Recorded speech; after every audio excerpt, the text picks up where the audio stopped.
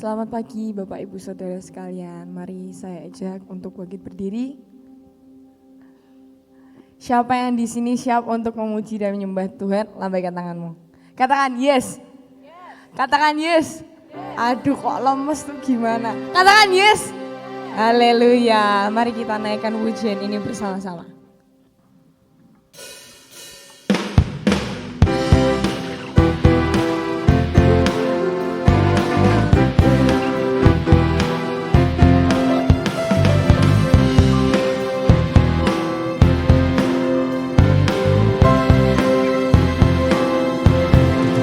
Katakan, angkatlah suaramu, puji dan serukan nama Yesus, tanggalkan bebanmu, tak perlu kau khawatir, sebab Dia sanggup.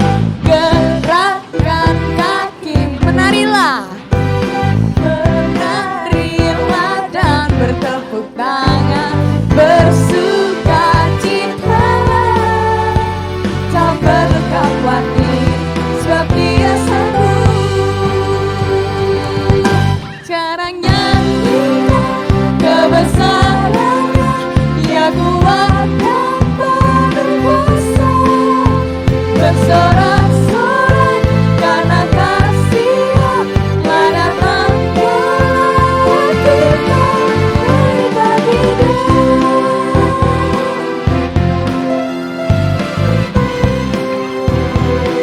sama-sama katakan dari awal.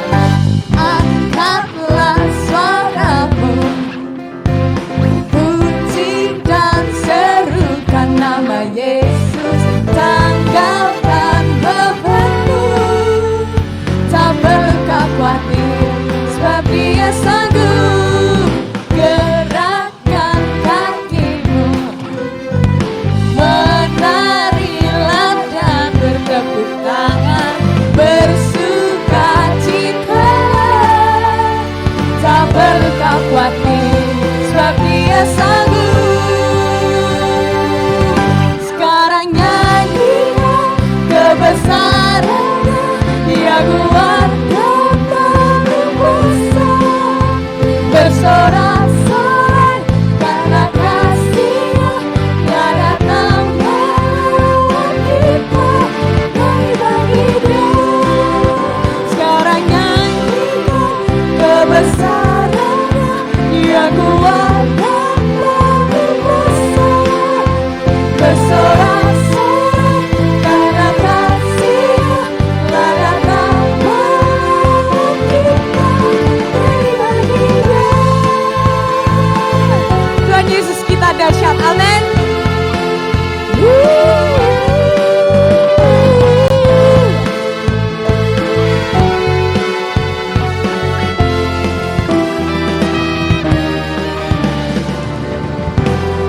Sama-sama nyanyikan. Tepuk tangan yuk.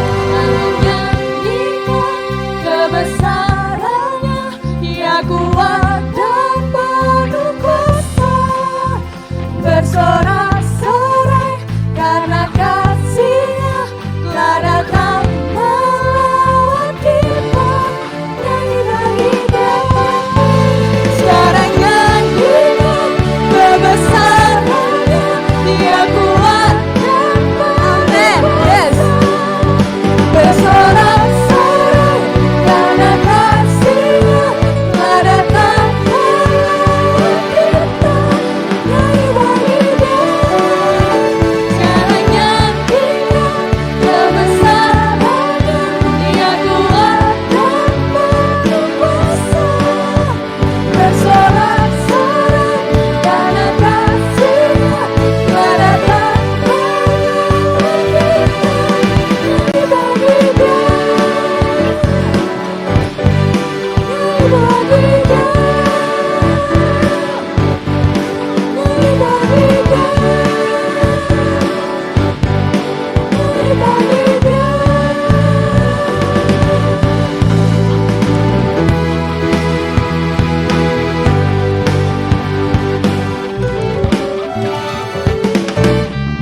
Mari berikan sorak-sorai buat Tuhan Yesus kita.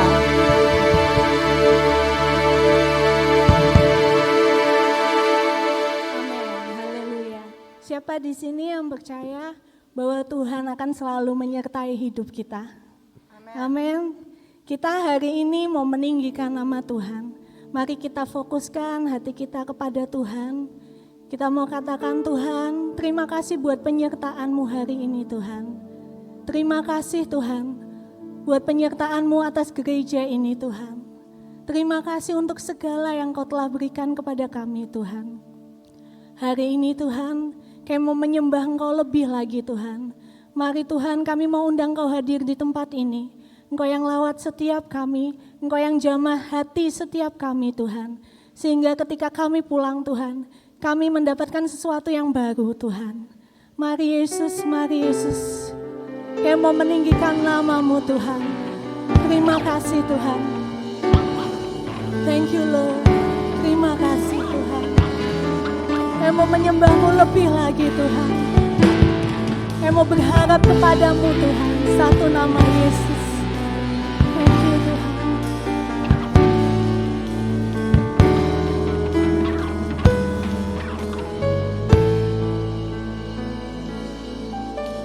Tuhan Kaulah pengharapanku. Ku percaya hanya kepadamu, Yesus, Kaulah perlindunganku, Engkau yang selalu ku puji. Katakan dari awal. Tuhan, Kaulah pengharapanku. Ku percaya hanya kepadamu. Katakan Yesus. Yesus, Kaulah perlindunganku, Engkau yang selalu ku puji. Kami mau meninggikan nama-Mu Yesus. Mulutku penuh dengan pujian kepadamu ya Yesus Tuhan. Sepanjang hari ku beri penghormatan kepadamu ya Allah. Terima kasih Tuhan. Thank you Lord.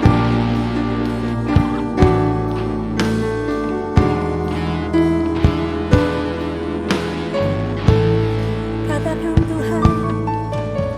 Tuhan, Kaulah pengharapanku. Kami percaya kepadamu. Percaya hanya kepadamu. Katakan Yesus. Yesus, Kaulah perlindunganku, Engkau yang selalu ku puji. Katakan sekali lagi Tuhan. Tuhan, Kaulah pengharapan hanya kepadamu Tuhan. Ku percaya hanya kepadamu Yesus. Yesus, Kaulah perlindunganku, Engkau yang selalu ku puji.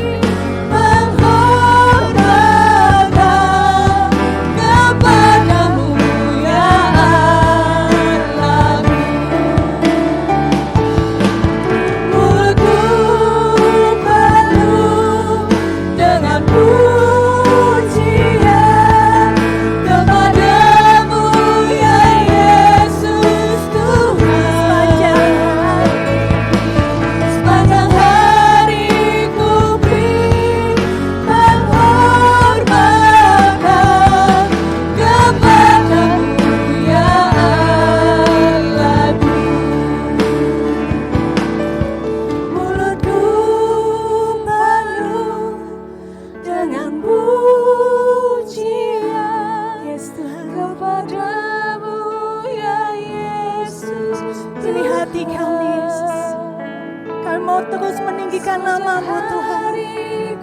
Terima kasih Tuhan. Kepadamu ya Allahku, mulutku Tuhan, mulutku penuh Tuhan, kami mau memuji nama-Mu Tuhan. Kepadamu ya Yesus Tuhan, ini hati kami Tuhan. Sepanjang hari ku beri penghormatan, amin, kepadamu ya Allahku.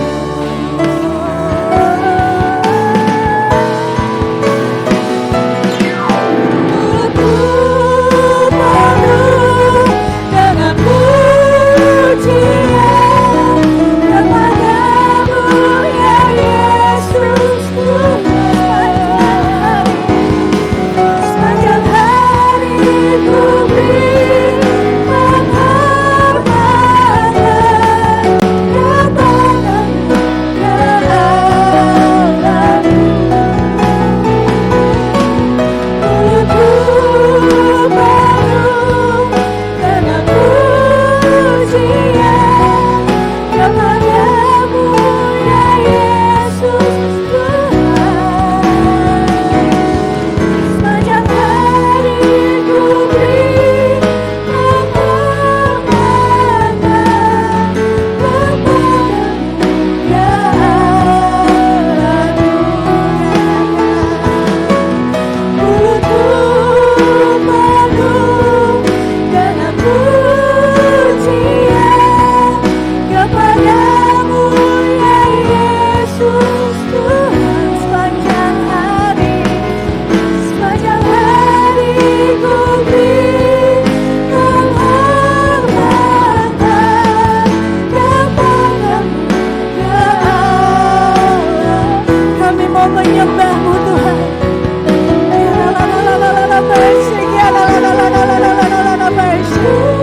Ini kami Tuhan, kami mau terus meninggikan-Mu Yesus, kami mau terus mengagungkan nama-Mu Tuhan. Sebab Engkau dahsyat Tuhan, sebab Engkau sangat baik buat hidup setiap kami Yesus. Mari Tuhan, kami undang Kau hadir di tempat ini Tuhan. Ini kebaktian-Mu Tuhan, ini acara-Mu Yesus. Terima kasih Tuhan. Mulutku penuh dengan pujian kepadamu ya Yesus Tuhan. Sepanjang hari ku beri penghormatan kepadamu ya Allahku.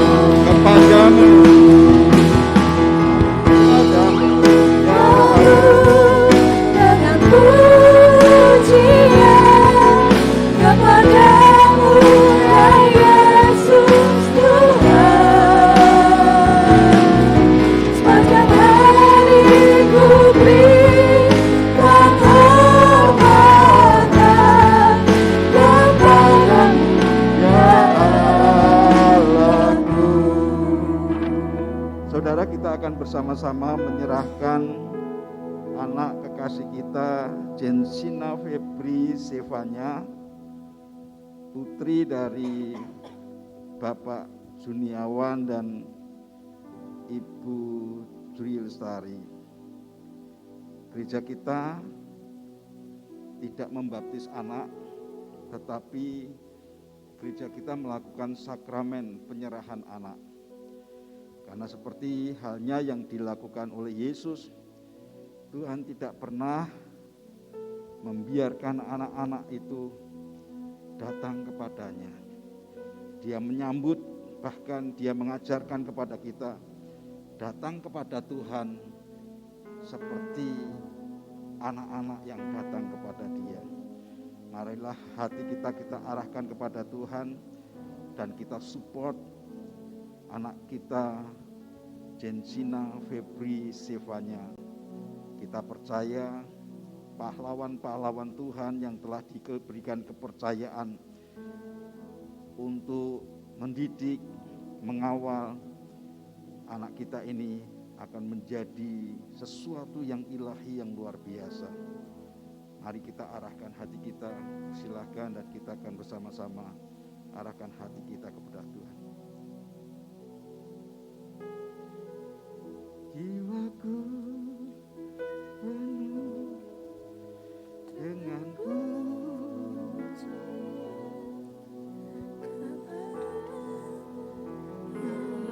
Yesus.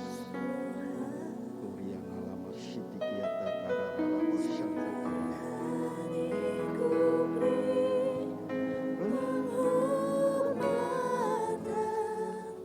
Kepadamu ya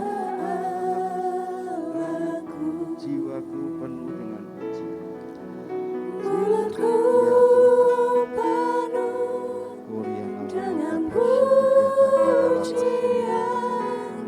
kepadamu. Bapa, kami bawa anakmu Jensina Febri Sivanya. Engkau telah hadirkan anakmu ini di tengah keluarga hamba-Mu. Akan Kau hisapkan hidupnya dalam anugerah ilahi yang Tuhan telah tetapkan. Sebuah rancangan yang Tuhan telah buat. Engkau sendiri yang telah mengadakan dia di tengah-tengah keluarga ini. Dengan kasih kedua tangan kedua orang tuanya, menerima sebagai seorang anak ilahi yang Tuhan telah percayakan. Persiapkan semua yang dibutuhkan, yang diperlukan. Engkau sendiri yang berkata bahwa Engkau Tuhan yang memampukan para hamba-Mu ini mengerjakan apa yang Tuhan perintahkan. Sebab Engkau telah menyediakan segala yang terbaik dalam hidupnya. Pengurapan yang baru mengalir dalam hidup para hamba-Mu ini sebagai pahlawan-pahlawan yang telah Engkau beri hikmat untuk mempersiapkan anak-anak ini menjadi satu pribadi yang luar biasa.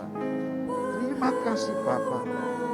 Kami menyerahkan keluarga ini ke dalam tangan-Mu dengan berkat rahmat yang datang dari Allah Bapa, kasih kemurahan dalam Kristus Yesus Tuhan, dan penyertaan Roh Kudus memberkati hidup mereka dari sekarang sampai selama-lamanya.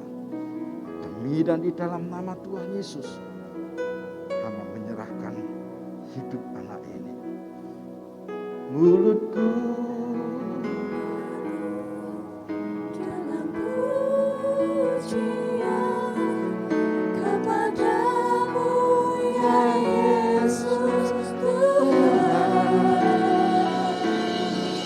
Sepanjang hari ku beri penghormatan kepadamu ya dengan pujian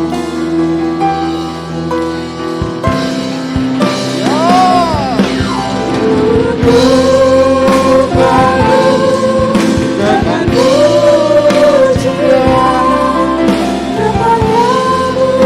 ya Yesus Tuhan.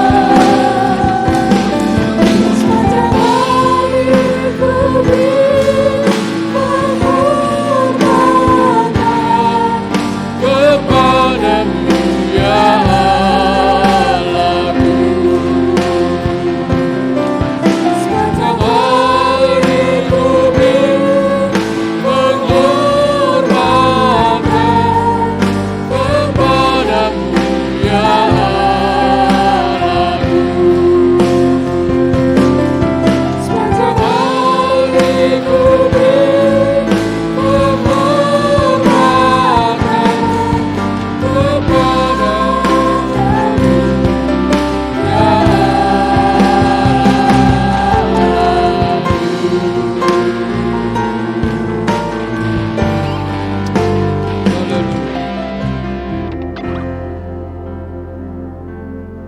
Biar kami mau terus belajar untuk menghormati-Mu, mengagungkan Engkau dalam seluruh kehidupan kami. Kami akan syukur kalau pagi hari Tuhan, Kau ada di tengah-tengah kami, memberkati setiap kami Tuhan. Kami mau siapkan hati untuk mendengar sabda-Mu. Dan Kau menuntun kami di dalam kebenaran-kebenaran ilahi. Hikmat yang Kau beri kepada kami. Segala sesuatu yang tidak pernah kami dengar, yang tidak pernah kami lihat, yang bahkan tidak pernah timbul dari hati kami. Itu yang Kau sediakan bagi kami yang mengasihi Engkau. Terima kasih Bapa. Kami siapkan hati kami untuk mendengar sabda-Mu. Urapan-Mu turun atas setiap kami. Berbicara dengan bahasa yang sederhana yang kami bisa memahami apa yang Kau sampaikan kepada kami, dan Roh Kudus tolong kami. Di dalam nama Yesus kami berdoa dan kami ucap syukur. Dan semua yang siap diberkati berkata, amin. Silakan duduk Bapak Ibu. Shalom, selamat pagi semuanya. Bagaimana kabar Anda hari-hari ini? Luar biasa. Dan saya percaya ada pengurapan Tuhan, penyertaan Tuhan, dan perlindungan Tuhan yang utuh dalam hidup kita semua. Amin. Nah, saya diminta oleh Bapak Gembala untuk berbicara tentang hubungan pribadi kita dengan Tuhan. Dan saya tahu ini adalah hal yang sangat mendasar bagi kita sebagai orang Kristen. Semua kita tahu bahwa hubungan kita dengan Tuhan memang harus dibangun dengan dasar yang kuat. Sebab jika dasarnya kuat, maka pertumbuhannya akan sehat. Begitu juga akan menghasilkan buah yang baik. Nah, tapi yang menjadi pertanyaan pagi hari ini, dengan dasar apa kita membangun hubungan dengan Tuhan? Ada yang tahu? Dengan dasar apa selama ini kita membangun hubungan dengan Tuhan? Dengan cinta atau dengan kasih? Pak, apa bedanya cinta dengan kasih? Ada begitu banyak perbedaan antara cinta dengan kasih. Bahkan maknanya pun akan berbeda.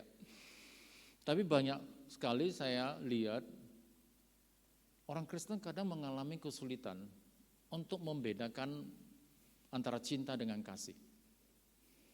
Padahal cinta dan kasih itu adalah dua hal yang berbeda. Dari sekian banyak perbedaan yang bisa diuraikan, tapi pada pagi hari ini saya hanya ambil beberapa poin saja. Dan saya berdoa supaya setiap kita bisa mengkaji ulang dan dengan apa dan bagaimana kualitas hubungan kita dengan Tuhan. Mari kita lihat apa saja yang menjadi perbedaan antara cinta dengan kasih.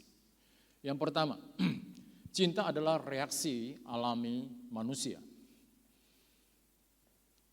Kalau kasih adalah refleksi dari pribadi Tuhan. Saya berdoa Bapak Ibu akan bisa mencernanya dan Roh Kudus akan bantu untuk menjabarkan lebih dalam lagi. Ya. Yang kedua, cinta itu proses menuju dewasa. Tapi kasih itu adalah kedewasaan. Yang ketiga apa? Cinta itu dituntut dan menuntut. Tapi kalau kasih itu dituntun dan menuntut. Contohnya, jika kamu seorang pria sedang jatuh cinta dengan seorang wanita, maka kamu pasti akan menuntut dia untuk tidak lagi terlalu dekat dengan pria-pria yang lain. Betul tidak? Begitu juga dengan sebaliknya.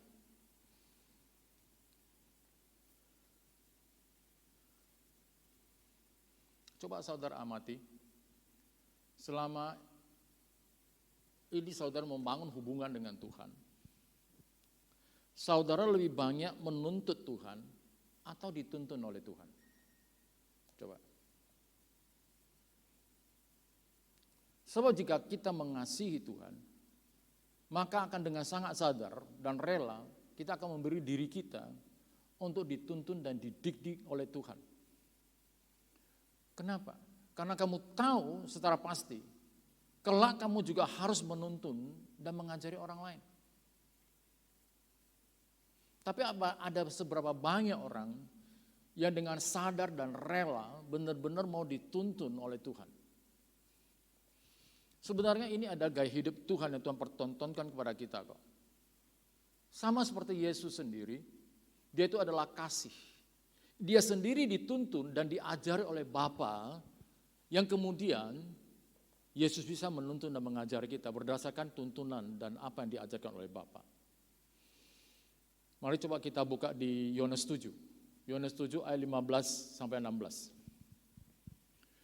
Yohanes 7 ayat 15 sampai 16. Maka heranlah orang-orang Yahudi dan berkata, bagaimanakah orang ini mempunyai pengetahuan demikian tanpa belajar? Jawab Yesus kepada mereka, ajaranku tidak berasal dari diriku sendiri, tetapi dari Dia yang mengutus aku. Dia dituntun oleh Bapa, diajari oleh Bapa. Kemudian Yesus menuntun kita. Yang keempat, cinta itu menuntun orang berubah. Tapi kasih menuntun orang kepada perubahan. Itu sebabnya jika kita mau dituntun oleh Tuhan dan menuju perubahan, maka kita juga pada saatnya akan mampu menuntun orang untuk menuju pada perubahan. Yang kelima, cinta itu mengambil dan menerima untuk kepentingan diri sendiri. Tapi kalau kasih itu memberi dan berkorban untuk orang lain. Cinta bisa berubah jika tuntutannya tidak terpenuhi. Cinta bisa berubah menjadi kecewa, marah, bahkan bisa berubah menjadi benci. Tapi kasih itu tetap tidak pernah berubah selamanya. Sebab kasih tidak menuntut untuk menerima, tapi memberi dan berkorban. Memberi apa? Memberi pengampunan, memberi kepercayaan, memberi kesempatan, memberi hormat, memberi pertolongan, memberi perhatian dan lain sebagainya. Saya berharap dengan apa yang saya uraikan, saudara sudah mulai bisa menangkap. Sudah bisa mulai mengkaji dengan selama ini, dengan apa sih saya membangun hubungan dengan Tuhan. Dengan cinta atau dengan kasih. Yang ketujuh, perhatikan saudaraku. Orang yang mencintai, belum tentu dia mengasihi. Sebab ketika cintanya ditolak, maka cintanya akan berubah. Atau ketika dia tahu dia tidak dicintai, maka cintanya akan berubah. Tapi kalau orang yang mengasihi, ia akan tetap mengasihi meskipun ia tidak dicintai. Meskipun ia tahu kalau dirinya dia tolak. Kalau orang mengasihi, dia akan tetap mengasihi.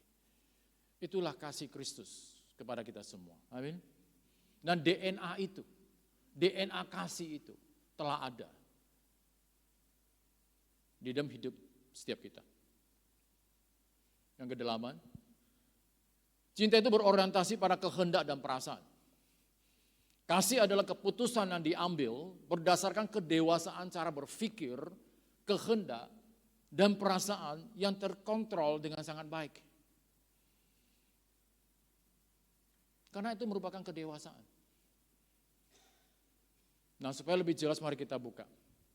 Di Yohanes 14 ayat 21. Yohanes 14 ayat 21.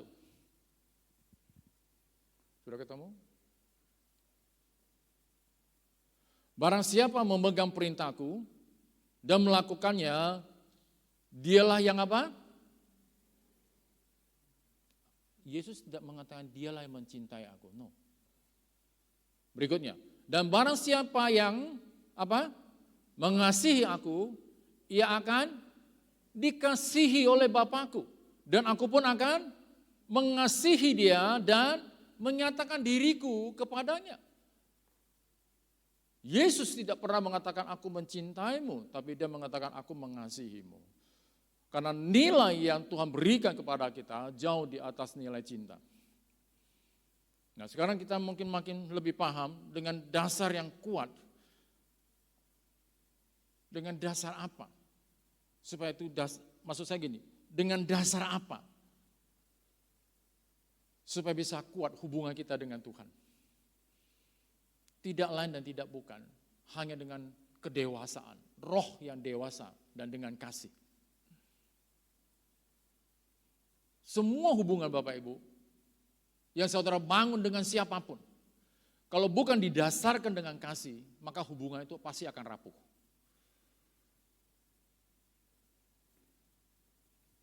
Maka kalau kita menjalin hubungan dengan Tuhan, jangan terus-menerus kita datang kepada Tuhan dengan sikap, dengan gaya, dengan karakter anak-anak.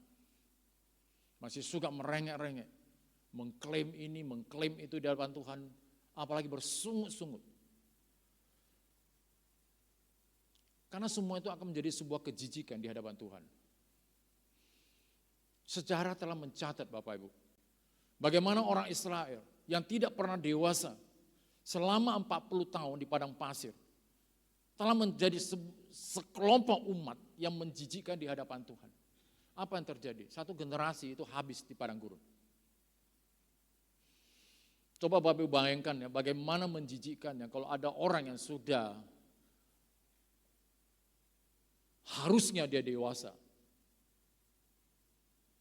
sudah usia 40 lebih, tapi masih suka merengek-rengek.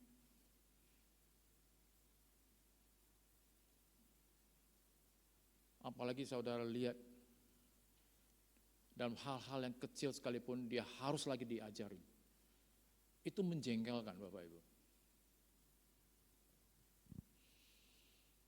Bapak Ibu, banyak sekali orang Kristen yang mengaku mengasihi Tuhan, yang mengaku memiliki hubungan yang intim dengan Tuhan, tapi hidupnya kacau dan hidupnya tersesat. Kenapa bisa begitu? Bagaimana hal itu bisa terjadi? Ayat tadi mengatakan, siapa yang memegang perintahku dan melakukan, dialah ada yang mengasihi aku. Nah, banyak orang Kristen hanya memegang perintah Tuhan, tapi tidak melakukannya. Itulah sebabnya hidupnya menjadi kacau. Hidupnya tersesat. Itu sama seperti orang yang memegang kompas di dalam hutan, tapi dia tersesat. Kompas dia pegang, kompas dia lihat, tapi dia tidak jalan sesuai dengan petunjuk kompas. Dia berjalan semau dia, sesuka hati dia, dan akhirnya apa? Dia tersesat. Dan begitu juga banyak orang Kristen melakukan hal yang sama. Mereka kuat pegang firman Tuhan, rajin baca firman Tuhan, tahu apa kata firman, jago bicara tentang firman, tapi tidak mau melakukan perintah Tuhan.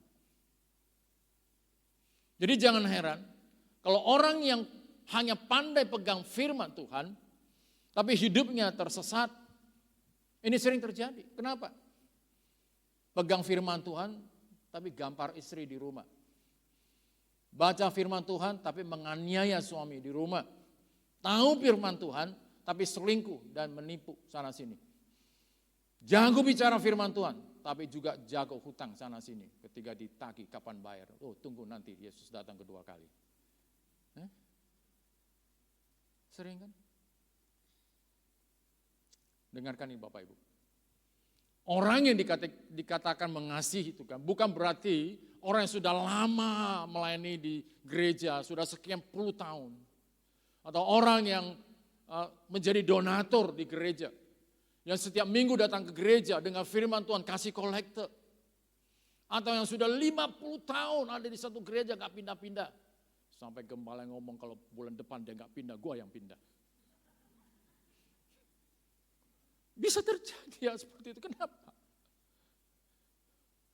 Jadi orang yang dikatakan mengasihi Tuhan bukan seperti yang tadi. Termasuk seperti saya ini. Yang sudah bisa khotbah-khotbah sedikit.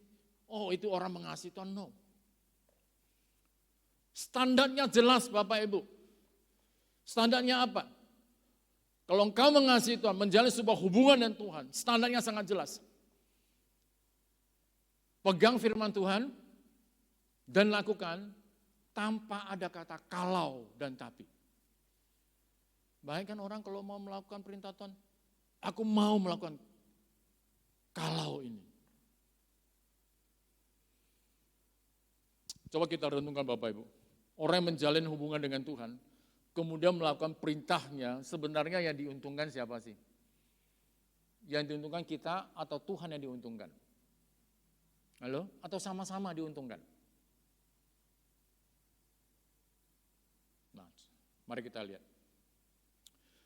ke ayat yang tadi. Kita lihat siapa yang diuntungkan. Barang siapa memegang perintahku dan melakukannya, dialah yang mengasihi aku. Dan barang siapa mengasihi aku, ia akan dikasihi oleh Bapakku. Ini keuntungan yang pertama yang saudara garis bawahi. Ia akan dikasihi oleh Bapakku. Dan aku pun akan mengasihi dia dan menyatakan diriku kepadanya. Ini keuntungan yang kedua. Nah, ini keuntungan yang pertama yang dikatakan tadi apa? Dia akan dikasihi oleh Bapakku. Mari saya jelaskan apa keuntungan kalau kita dikasihi oleh Bapa. Kata dikasih dalam ayat ini, dalam bahasa Yunani dipakai kata agapau. Nah, kata agapau ini memiliki 3 makna. Artinya, satu kali saudara dikasihi oleh Bapa, saudara akan mendapat 3 keuntungan sekaligus. Yang pertama, kata agapau itu artinya apa? Bapa mengundang Anda, mengundang kita datang dan mendekat kepada Dia. Kita pernah belajar kan, Bapa itu artinya apa? Masih ingat, Bapa itu artinya apa? Sumber. Bayangkan, kita diundang oleh sumber hidup kita, supaya kita datang menghampirinya.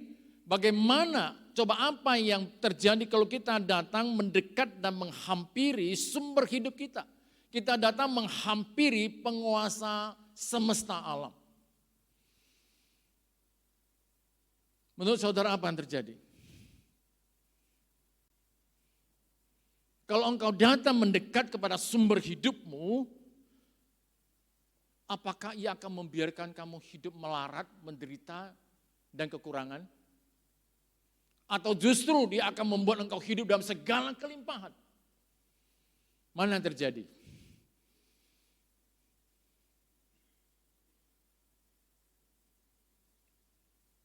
Dan ketika orang datang mendekat kepada Bapa, maka pengaruh dan karakter Bapa itu akan menular dan mempengaruhi hidup orang ini, sehingga orang akan melihat sebagaimana Bapa, demikian jugalah anaknya, like father.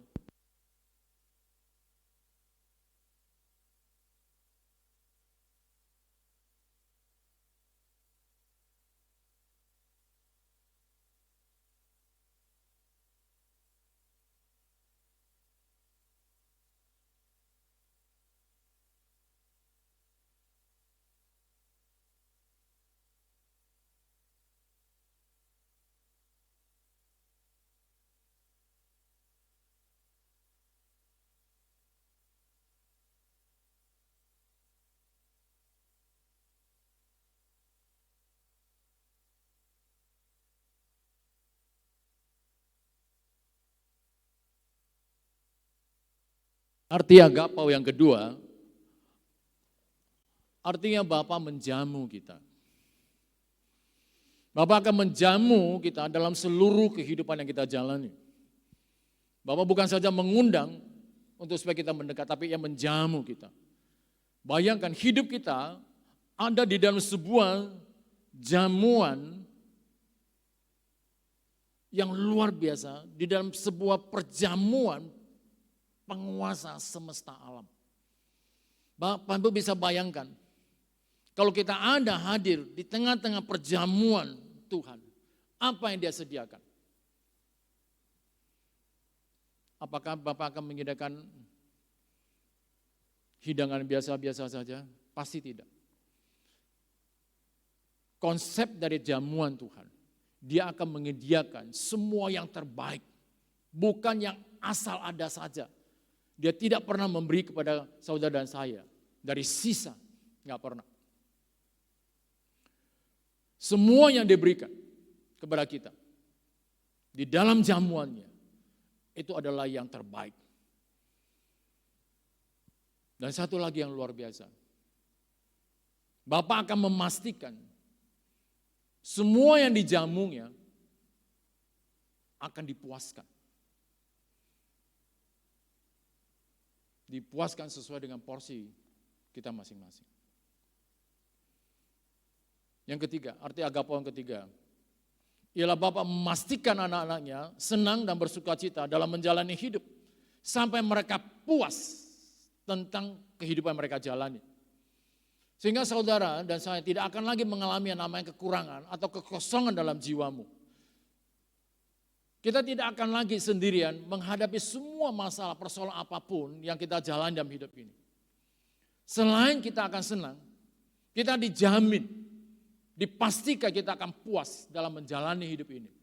Sebab Alkitab berkata, orang benar akan mati dalam keadaan puas. Banyak orang mati dalam keadaan kecewa, sedih, ketakutan. Tapi Bapa berkata, siapapun yang dikasih oleh Bapa, ia akan mati dalam keadaan puas. Selesai dengan puas. Siapa yang mengalami? Contoh Abraham. Abraham di Kejadian 25 ayat 8 di Alkitab Indonesia Modern Bible berkata begini. Lalu ia mati. Abraham mati pada waktu rambutnya telah putih, sangat tua, lanjut umur dan telah puas. Maka ia dikumpulkan kepada para leluhurnya. Karena dari awal Tuhan sudah berjanji setiap orang menjalin hubungan yang dekat dengan dia, yang mengasihi dia pasti akan dipuaskan. Nah, kita mau lihat keuntungan berikutnya apa. Firman Tuhan mengatakan, aku pun akan mengasihi dia dan akan menyatakan diriku kepadanya. Nah, kata menyatakan dalam bahasa Yunani, Alkitab memakai kata enpaniso. Nah, apa arti enpaniso?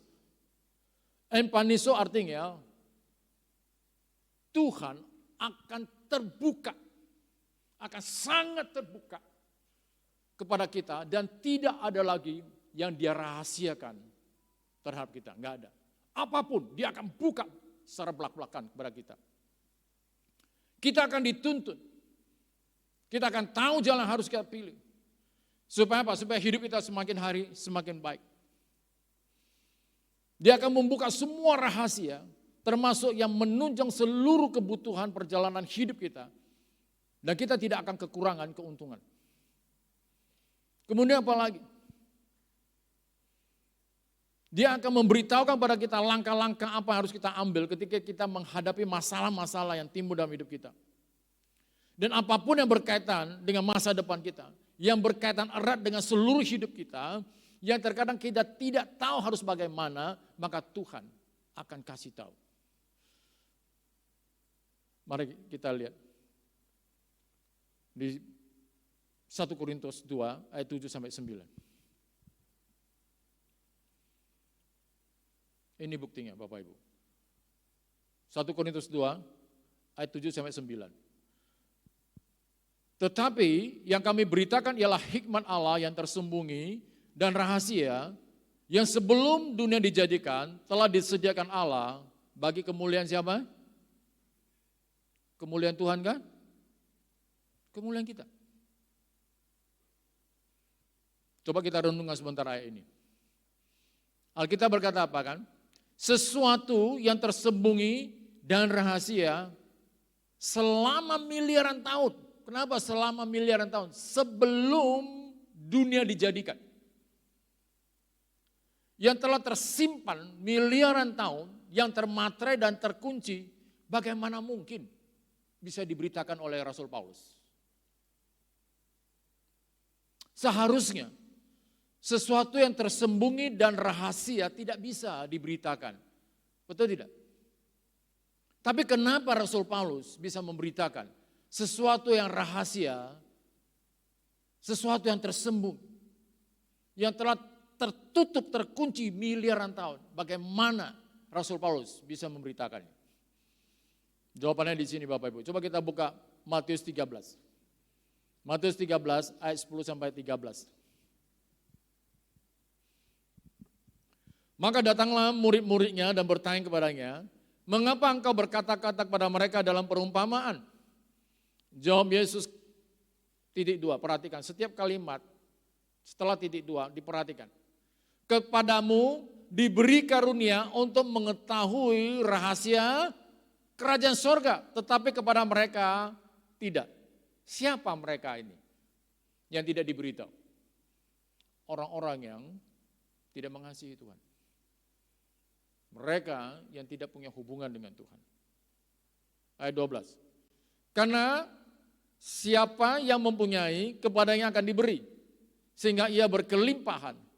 Tetapi siapa yang tidak mempunyai, apapun juga yang ada padanya akan diambil daripadanya. Nah, pertanyaan, mempunyai apa ini?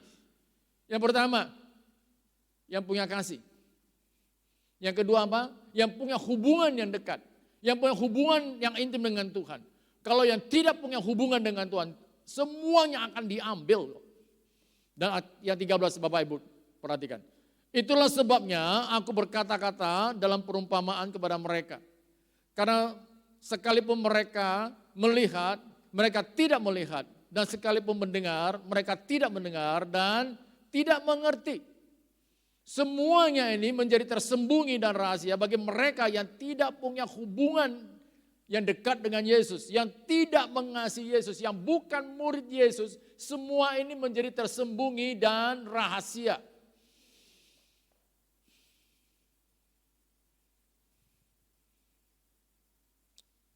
Jelas Bapak Ibu?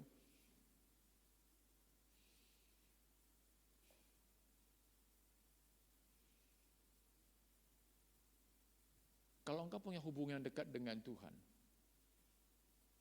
tidak ada yang dirahasiakan Tuhan dalam hidupmu, enggak ada. Dia akan buka kok semuanya.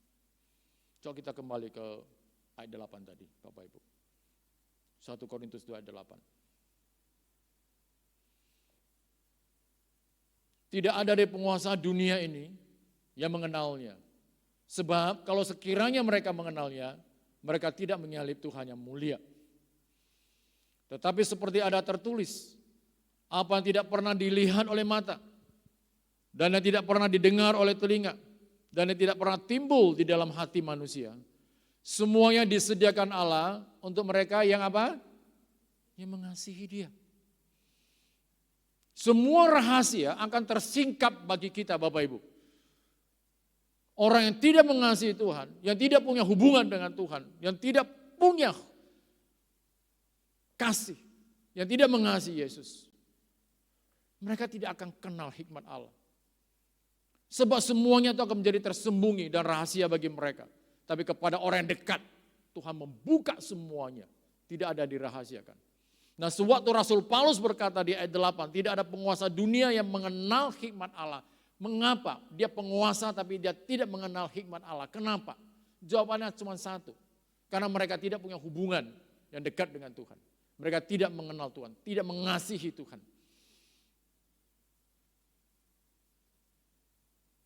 Oleh sebab itu hikmat Allah menjadi tersembunyi dan rahasia bagi mereka. Sekalipun mereka itu adalah penguasa dunia. Kekuasaan dan uang, kau tidak bisa membeli hikmat Allah, nggak bisa. Kalau jika pun ada pada hari-hari ini ada penguasa yang mengasihi Tuhan, maka hikmat Tuhan akan dibukakan bagi mereka semuanya. Tidak ada yang ditutup-tutupi. Apa yang tidak pernah mereka dengar, yang tidak pernah mereka lihat, yang tidak pernah timbul dalam diri, Tuhan bukakan kok buat mereka. Kita bisa lihat contohnya siapa? Bill Gates. Bill Gates dan istrinya Melinda Gates itu adalah orang yang sangat dekat dengan Tuhan. Mereka mengasihi Tuhan dengan luar biasa. Tapi ada beberapa orang memfitnah dia. Mereka tidak mengenal dia lebih jauh, tapi memfitnah dia. Tapi lihat apa reaksinya. Dia tidak begitu memperdulikan apa kata orang terhadap dia. Tapi banyak orang salah mengartikan ayat ini. Apa yang tidak pernah kita lihat, yang tidak pernah didengar oleh telinga, yang tidak pernah timbul dari manusia, itu yang disediakan Allah bagi kita. Banyak orang salah mengartikan firman ini. Termasuk saya pernah salah mengutip ayat ini. Dulu saya pernah bersaksi. Dan kesaksian saya lebih kurang seperti ini. Dulu saya tidak punya kosori, karena tempat saya kecil, rumah saya kecil. Nah, terus kemudian Tuhan memberkati saya, dan kemudian saya bisa punya kosori yang besar. Nah, apa yang tidak pernah saya lihat, yang tidak pernah saya dengar, yang tidak pernah timbul dalam hati saya, itu disediakan Tuhan buat saya. Itu salah Tuhan. Saya pernah salah mengutip ayat. Karena ayat ini tidak tepat dipakai untuk menjelaskan apa yang tidak punya, kemudian jadi punya. Apa yang dulunya sedikit, yang kecil, kemudian jadi besar. Ayat ini tidak menjelaskan hal itu. Banyak orang keliru, ya, termasuk saya pernah keliru, dan hari ini saya meralatnya. Mari saya jelaskan apa yang Paulus maksudkan dengan ayat ini. Yang pertama, hikmat Allah itu tersembunyi dan rahasia. Nah, artinya begini, hikmat itu ketika oleh karunia Tuhan diberikan kepada Rasul Paulus, nah ketika Rasul Paulus memberitakannya, nah apa yang kemudian terjadi dari apa yang diberitakan oleh Rasul Paulus, hikmat yang kemudian menghasilkan sesuatu yang dapat dilihat oleh mata, pada saat itulah ketika orang melihat, mata orang terbuka. Mereka melihat sesuatu yang belum pernah mereka lihat sebelumnya. Itu yang dimaksud dengan apa yang tidak pernah dilihat oleh mata. Yang kedua, hikmat Allah itu tersembunyi dan rahasia. Artinya sebelumnya orang belum pernah mendengarnya. Nah, waktu Paulus memberitakan, telinga orang terbuka. Karena untuk pertama kali mereka mendengar sebuah hikmat yang luar biasa yang tidak pernah didengar oleh telinga mereka sebelumnya. Yang ketiga, hikmat Allah itu tersembunyi dan rahasia. Apa yang tidak pernah terfikirkan oleh manusia. Waktu kami beritakan, kata Rasul Paulus, tiba-tiba pikiran orang terbuka. Kemudian timbul pengertian, pengetahuan dan pemahaman dalam hati dan pikiran mereka. Dan hikmat itu membuat mereka kagum dan terheran-heran. Mungkin mereka berkata, kok bisa ya seperti ini? Sesuatu yang tidak pernah timbul dalam hati mereka. Sesuatu yang tidak pernah terlintas di hati mereka. Tiba-tiba hari itu, pikiran mereka terbuka. Dan mereka bisa melihat ada sebuah pengetahuan, sebuah informasi yang begitu luar biasa. Yang bahkan tidak pernah terlintas dalam pikiran mereka sebelumnya. Ketika hikmat itu diberitakan, Bapak Ibu, pikiran mereka terbuka. Makanya Paulus berkata, apa yang tidak pernah dilihat oleh mata, yang tidak pernah didengar oleh telinga, yang tidak pernah timbul dalam hati manusia, semuanya ini disediakan kepada orang yang mengasihi Tuhan. Kepada siapa? Kepada orang yang telah dewasa. Yang bisa bertanggung jawab atas hikmat dikaruniakan oleh Tuhan kepada mereka. Kepada orang itulah hikmat itu diberikan. Sesuatu yang rahasia, sesuatu yang berharga, sesuatu yang seharusnya tidak diumbar ke orang lain. Apakah kita mau memberikan kepada orang yang masih kanak-kanak? Apakah kita bisa berikan kepada orang yang kita tidak percaya? Nggak bisa. Maka ketika kita menjalin hubungan dengan Tuhan, untuk bisa mendapatkan kepercayaannya, untuk bisa mendekat kepada Dia, maka datang mendekat kepada Dia dengan sikap yang dewasa. Amin, Bapak Ibu.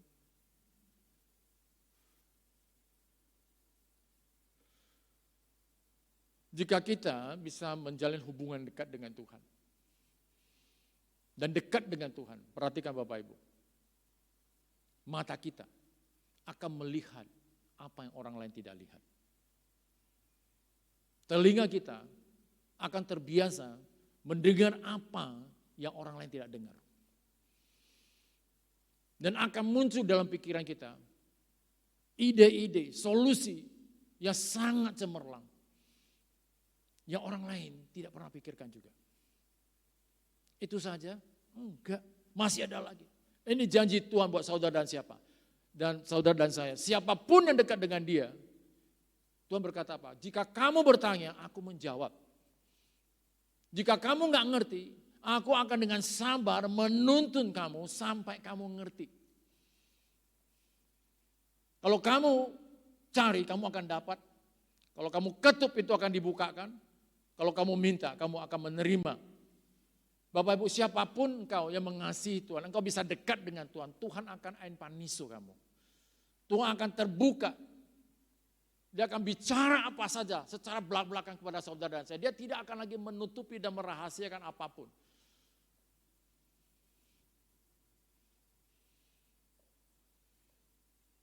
Hari ini kita tahu Bapak Ibu, kita gak bisa lagi hidup dengan datang kepada Tuhan dengan sikap kanak-kanak. Belajarlah, bertumbuhlah sesuai dengan waktu yang sudah Tuhan tentukan buat kita untuk kita bertumbuh menjadi dewasa. Supaya apa? Supaya kita punya kekuatan, punya kemampuan dan secara dewasa dengan kuat kita bisa memegang perintahnya dan melakukan apapun perintahnya. Karena ketika kita menjalankan perintah Tuhan, tidak ada sesuatu pun yang akan merugikan kita. Enggak ada. Termasuk ketika Tuhan perintahkan engkau untuk membawa persembahan perpuluhan.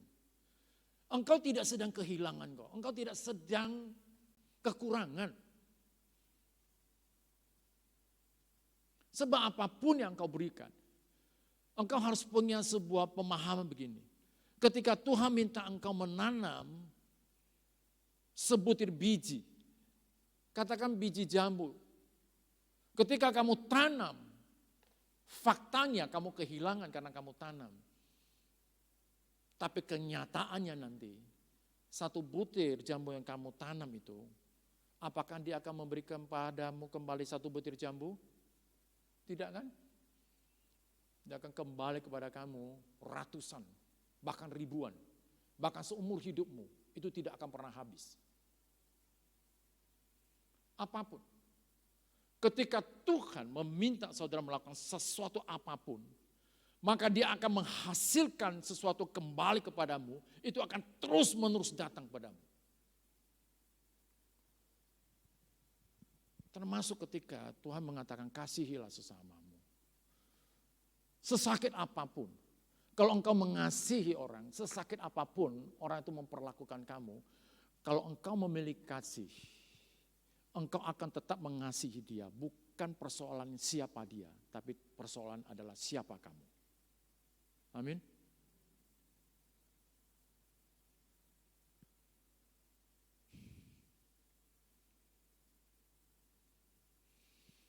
Jangan membangun hubungan dengan Tuhan Bapak Ibu dengan nilai-nilai yang murahan. Apalagi dengan yang hina Bapak Ibu. Jangan pernah.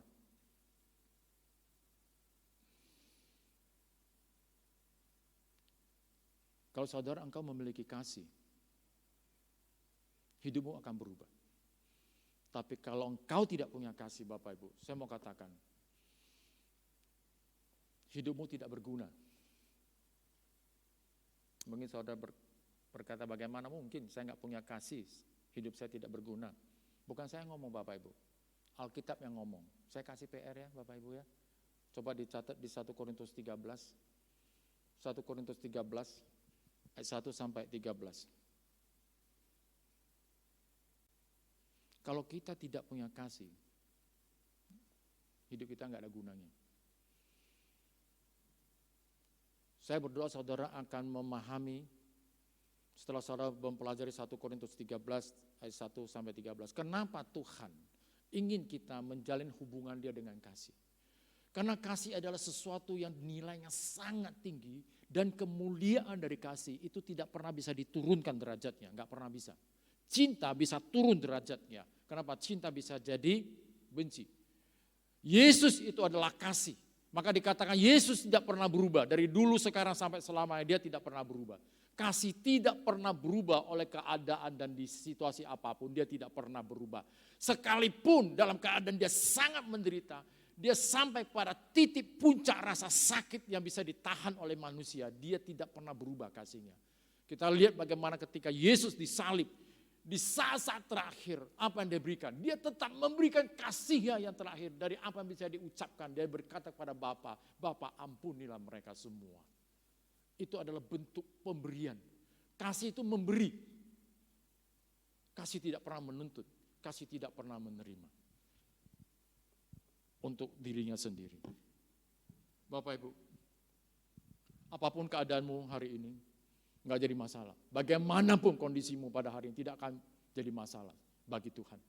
Asalkan engkau mau berbenah diri, engkau mau bertumbuh dewasa, engkau berusaha untuk mendekat kepada Tuhan, menjalin hubungan yang intim dengan Tuhan. Pegang perintahnya, lakukan dengan taat.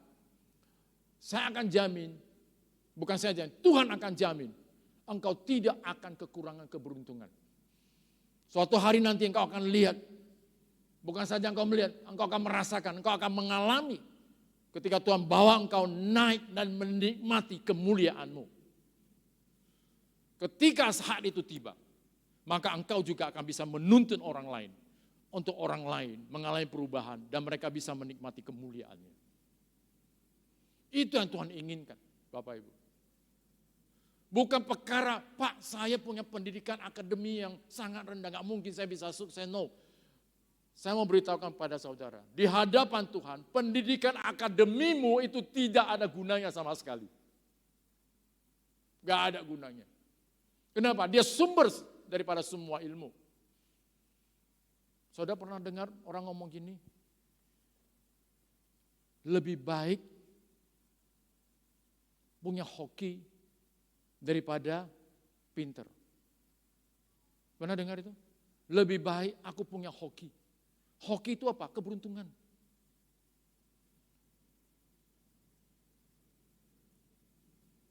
Lim Sulyong, dia punya hoki atau punya pengetahuan? SD dia nggak tamat dong. Tapi hokinya luar biasa. Tuhan akan mengangkat engkau naik ke atas bukan karena kecerdasanmu, tapi hidupmu penuh dengan kelimpahan. Maka firman berkata apa? Kalau kau merenungkan firman itu siang dan malam, hasilnya terakhir akan kau capai apa? Apapun yang kau kerjakan akan berhasil dan beruntung. Saya tidak sedang mengecilkan pendidikan akademis, tidak. Pendidikan itu penting sebagai alat penunjang. Tapi di luar semua itu, yang paling penting adalah hubungan engkau dengan Tuhan. Bapak Ibu, saya bisa sampaikan hal ini kepada saudara dan hidup saya. Saya selalu ngomong dengan istri saya gini, ini kalau bukan karena Tuhan, gak mungkin bisa seperti ini, gak mungkin. Saya menyadari diri saya, pendidikan cuma SMP. Saya bukan orang yang cerdas. Tapi dalam banyak hal dalam bisnis saya orang yang sangat beruntung. Ketika Pak Gembala minta saya menjelaskan hal ini, di situ saya baru ngerti makin dalam lagi.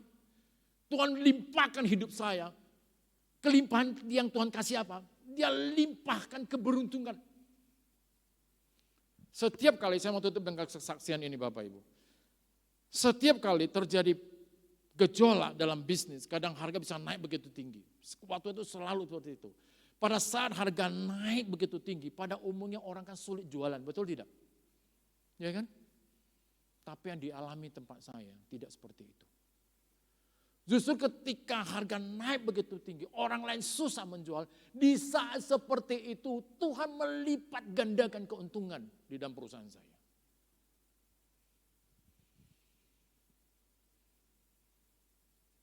Masa pandemi ini, Giver tahu kok seperti apa. Semua orang menjerit. Saya tidak memiliki pasukan sales yang handal.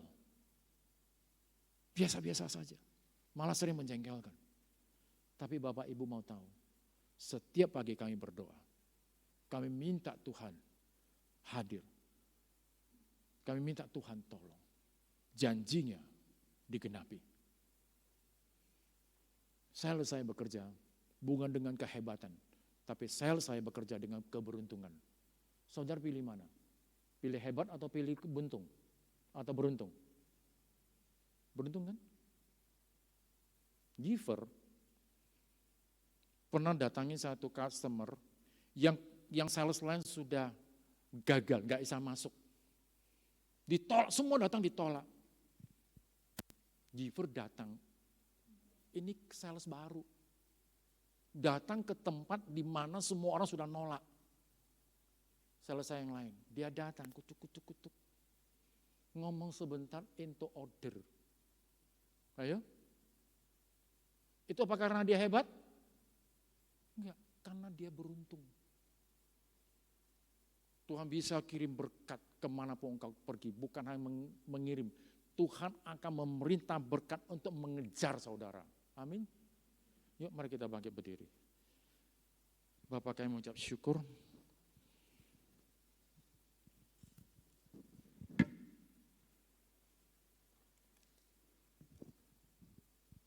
Hari ini kami memahami Tuhan, membangun hubungan dengan Engkau. Dasar yang kami bangun, bukan dengan dasar yang murahan, bukan dengan dasar yang asal-asalan. Kami datang membangun hubungan dengan Engkau, dengan kedewasaan, dengan kasih. Sesuatu yang nilainya sangat tinggi, sesuatu yang sangat mulia. Karena Engkau adalah pribadi yang mulia. Kemuliaan Tuhan tidak pernah bisa didatangi dengan kehinaan yang menjijikkan. Kami tahu Tuhan, ketika kami menghampiri yang mulia, kami harus datang dengan nilai yang tinggi.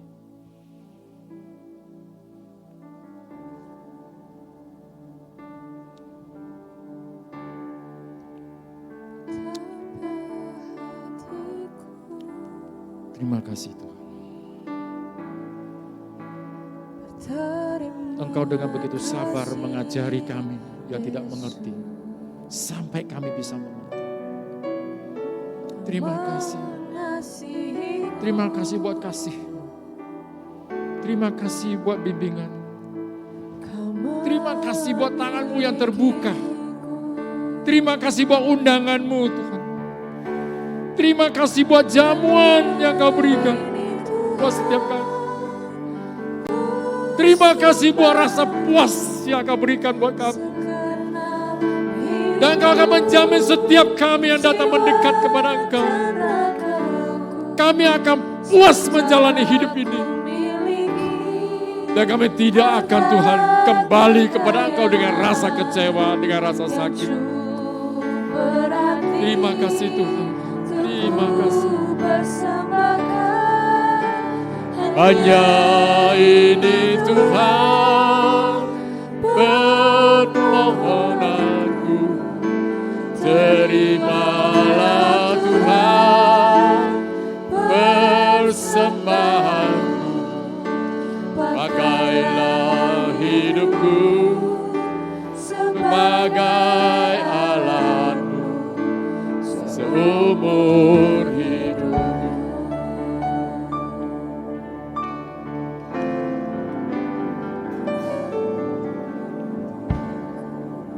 Betapa hatiku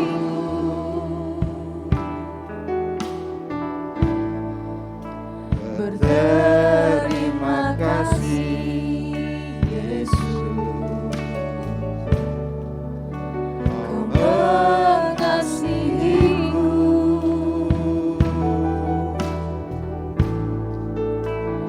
Kau memilikiku.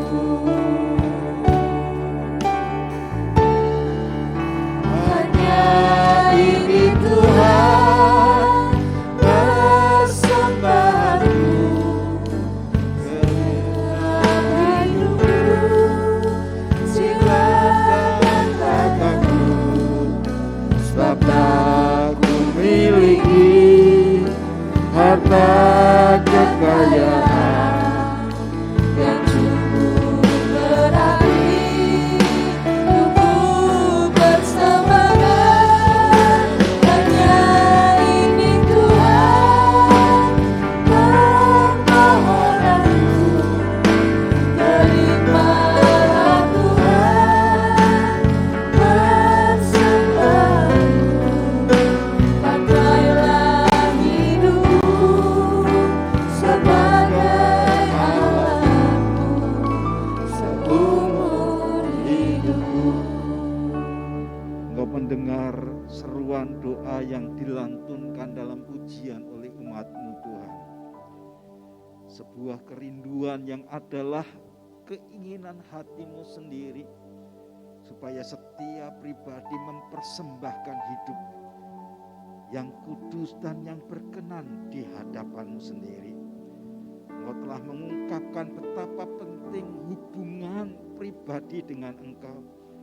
Sebab Engkau sendiri yang rindu dengan cara-Mu, bahkan inisiatif-Mu, menarik setiap pribadi untuk memiliki hubungan karib dengan Engkau. Terima kasih untuk hamba-Mu yang telah mengungkapkan isi hati-Mu melalui hamba-Mu ini, membuat setiap kami melihat akan keajaiban-keajaiban yang tidak pernah dilihat oleh mata, yang tidak pernah didengar oleh telinga, yang tidak pernah muncul dari hati. Engkau Tuhan segera memunculkannya, membuat itu jadi, dan orang akan melihat sebagai bukti penyertaan Tuhan di dalam setiap pribadi orang yang percaya kepadamu. Kami percaya Tuhan mengerjakan jauh lebih daripada yang kami harapkan. Sebentar kami juga akan mengembalikan perpuluhan kami, janji iman kami, nasar kami. Bagian dari iman yang kami percaya dan mempercayakan hidup kami kepadamu. Terpuji nama-Mu Tuhan. Demi dan di dalam nama Tuhan Yesus, dan semua kita yang mau mentaati Bapa berkata, amin, amin, amin. Silakan saudara duduk. Ada pengumuman yang akan disampaikan melalui video. Kami persilahkan.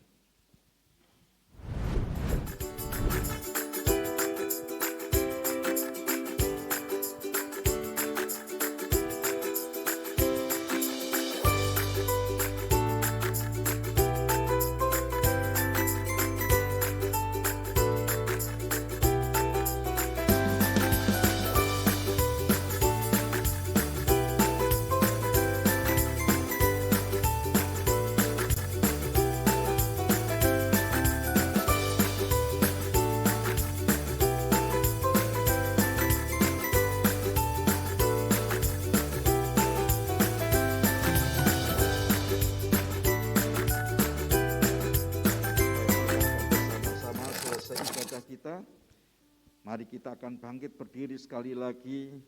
Kita akan deklarasikan 12 pengakuan iman rasuli kita dengan iman kepada Tuhan. Mari kita bangkit berdiri bersama-sama. 12 pengakuan iman rasuli. 1, 2, 3.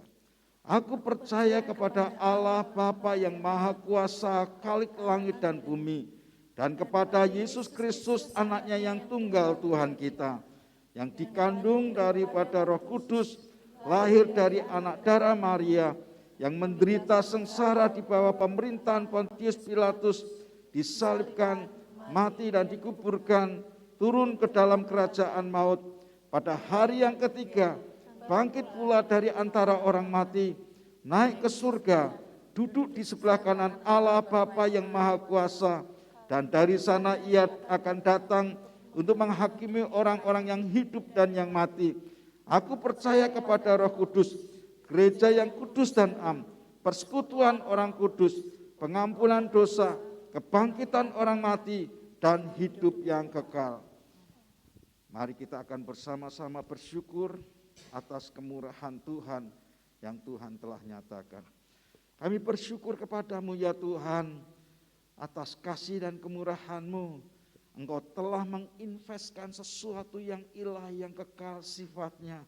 Dan biar sepatah kata yang diungkapkan membuat setiap mata hati kami berbinar-binar melihat perpujian, kemuliaan yang Tuhan kerjakan dalam batin kami. Terpuji nama-Mu Tuhan.